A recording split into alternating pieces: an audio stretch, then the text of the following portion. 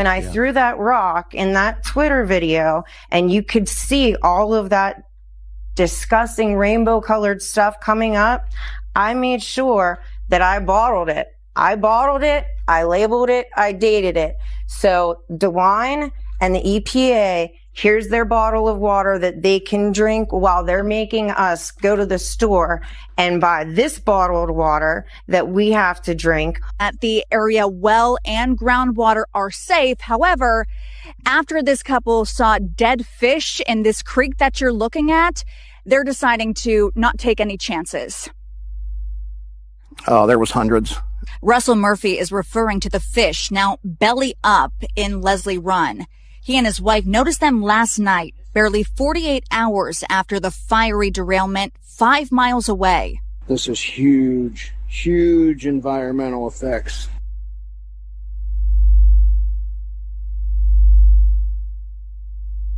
I mean, Secretary Buttigieg seems awfully late to this situation, and he's been diverted. He's been talking about other things, but he's not addressing this issue. This is a very real issue that requires basically a full government approach to respond. I mean, Congress is going to definitely do an investigation here. We want to know what happened.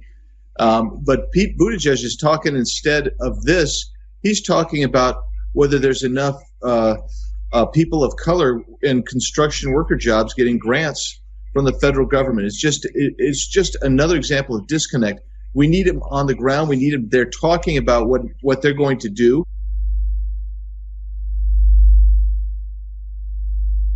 Look, the president called me and said, anything you need. I have not called him back after that conversation.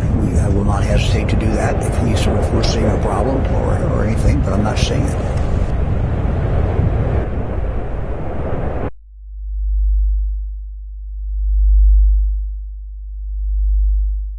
Now, we told you about that strong scent and the air quality. There is one woman who lives in Mahoning County who's not all that sure that the situation there is safe. First News reporter Nadine Grimling talked with her today. She joins us here with that story. Nadine. Well, Stan, even though North Lima is about 10 miles away from East Palestine, Amanda Brashear says when she went to let her dog out last night at about 10 o'clock, the smell made her eyes water. And she also believes it could be why her chickens are now dead. So I walked up to the cage and this is what I found. Amanda Brashears was going to feed her 5 hens and rooster this morning when she discovered them all lifeless, practically in the same position, with no signs of a predator entering their enclosure. I'm beyond upset and quite panicked because they may be just chickens, but they're family. Brashear says her chickens were alive and well yesterday. She believes the smell following the detonation of the train carrying chemicals that derailed in East Palestine is to blame for her birds' sudden death. My video camera footage shows my chickens were perfectly fine before they started this burn. And as soon as they started the burn, my chickens slowed down and they died. If it can do this to chickens in one night, imagine what it's going to do to us in 20 years. Officials have said that the smell wasn't toxic or dangerous, but still advised people in the Mahoning Valley to stay indoors Monday night as a precaution. For them to say the air quality is okay, I'm calling BS.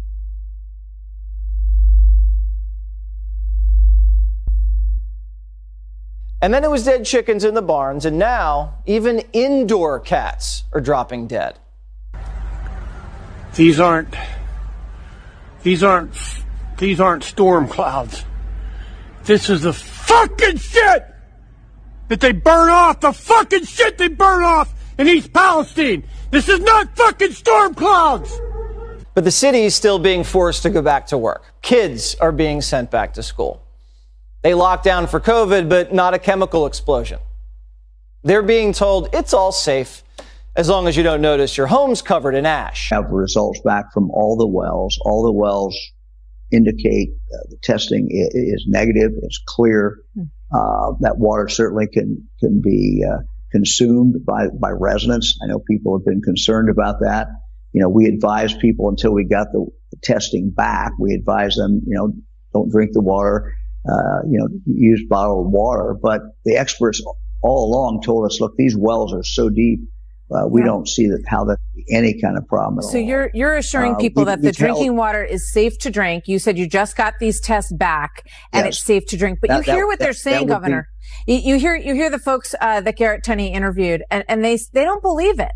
They say, we've seen this show before in different situations. I think of 9/11.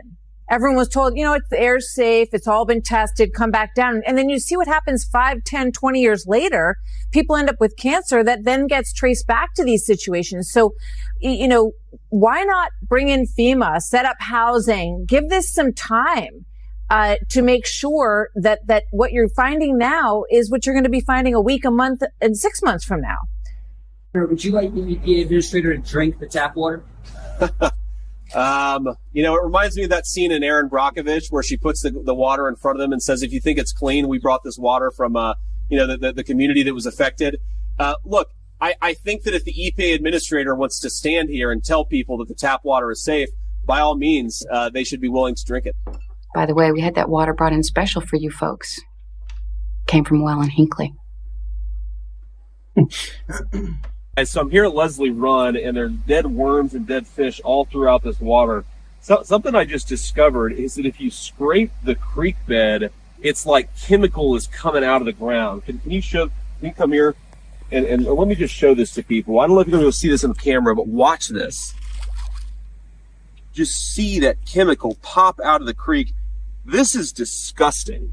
And the fact that we have not cleaned up the train crash, the fact that these chemicals are still seeping in the ground is an insult to the people who live in East Palestine. So once again, would you move? As I'm going to throw another rock right here. Would you stay here? Would you drink that water? Would you be affiliated with this? Would you bathe your kids when it's bubbling up and looking like an oil slick? Where Caitlin Schwartzwalder is tonight. She's right outside the town hall where no officials from the Biden administration or the train company bothered to show up. She's the owner of the Von Schwartz Doberman Kennel in Pennsylvania. She's a dog person. She lives about a mile over the border from East Palestine. And she has just been asked to sign a waiver promising not to sue agencies monitoring the air near her property. We thought that was telling. This is not what we came for, and I stand behind the mayor of my community. They are angry, upset, and fearful. They want to know, why did a train carrying chemical toxins pass through their town without any warning?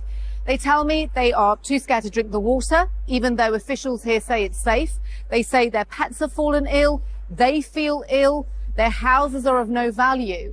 And so they want to get down to the bottom of it. What's made it worse for many of them is that the train company, Norfolk Southern, which owns the train, didn't show up here. Their representatives, they said that it was out of fear of their safety, which has really angered residents. Now, the firm has provided a fund of more than $1 million to help people, but everyone here is worried about the long-term effects when it comes to the environment and their health. The truth is, I feel that if this did happen somewhere else, it would have been handled totally different. So we are getting treated very differently than if we were a large city. And I think that maybe they feel that they can take advantage of us.